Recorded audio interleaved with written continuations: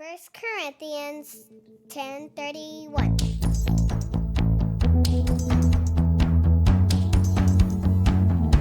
So whether you eat or drink or whatever you do it all for the glory of God.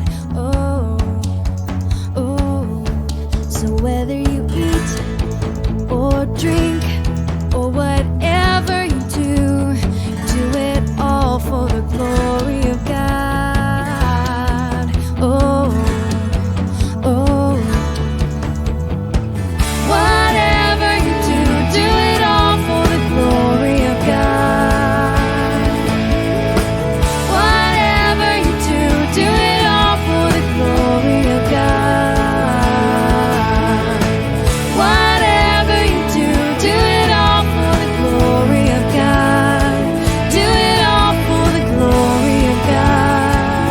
Do it all for the glory of God. So whether you eat or drink or whatever you do it all for the glory of God. Oh, oh. So whether you eat or drink or whatever you do it all for the glory of God. Oh, oh.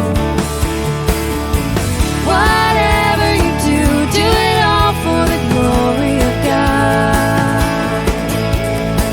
Whatever you do it all for the glory of God. Whatever you do it all for the glory of God. Do it all for the glory of God. Do it all for the glory of God. So whether you eat or drink or whatever you do it all for the glory of God.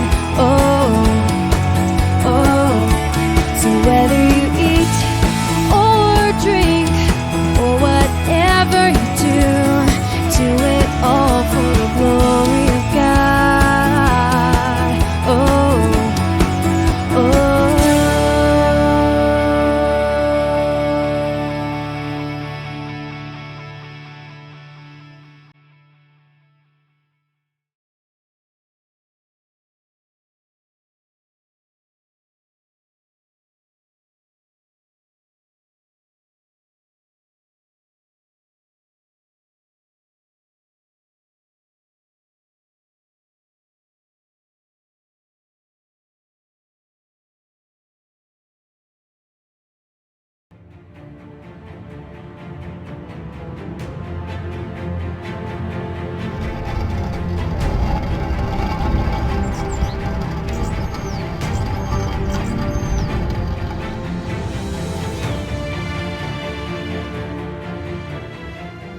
After hanging in agony on the cross for hours, Jesus cried out, "It is finished," and he surrendered his spirit to God. Despite his sadness, Joseph of Arimathea, a man who was secretly a disciple of Jesus, knew that to ensure Jesus had a proper burial, he had to do it before the quickly approaching Sabbath. Grief-stricken, Joseph went before Pontius Pilate, the Roman governor, to ask if he could remove Jesus' body from the cross. After Pilate gave him permission, he and Nicodemus went to the cross with a large amount of myrrh and aloes to anoint Jesus' body for burial.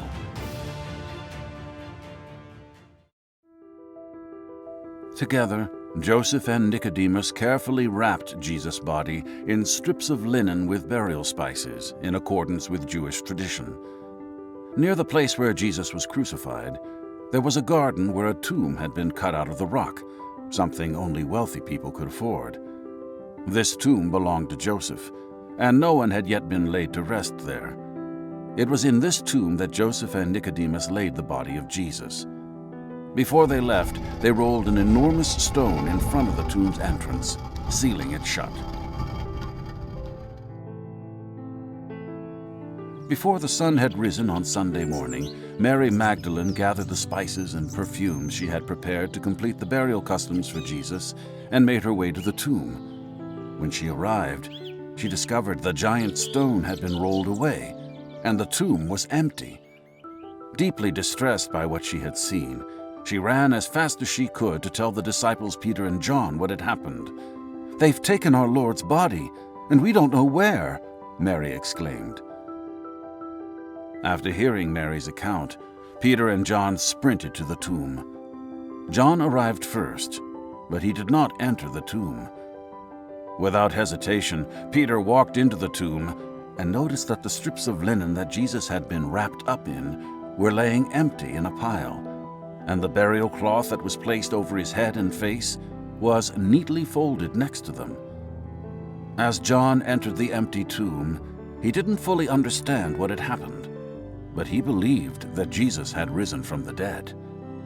Puzzled by what they had seen, Peter and John returned to their homes. Too upset to return home with Peter and John, Mary Magdalene remained at the empty tomb. As she wept, she looked up through her tears into the tomb, and she saw two angels in dazzling white robes.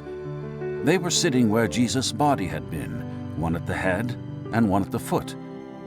Seeing Mary's tears, the angels asked, "Woman, why are you crying?" Still sobbing, Mary replied, "They have taken my Lord away, and I don't know where they have put him." As Mary turned away from the angels to make her way home, she saw a man had been standing behind her.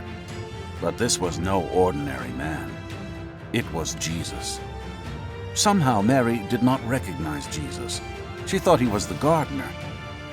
Jesus asked Mary, "Why are you crying? Who are you looking for?" Mary, still thinking he was the gardener, begged him, "If you have taken him away, please tell me where so I can get him." Then Jesus called Mary's name, and suddenly she recognized that the man was Jesus. She exclaimed, "Teacher," and fell to her knees to worship at his feet. Jesus told Mary to go tell the disciples. After hearing Mary's report of what happened at the tomb and that she had seen Jesus, the disciples gathered together behind locked doors, afraid of what the Jewish leaders might do to them. Suddenly Jesus appeared among them in the locked house and said, "Peace to you." The disciples were overjoyed to see Jesus with their own eyes. After Jesus had shown them the wounds in his hands and his side, he told the disciples that they would continue his mission, going throughout the world and preaching God's love.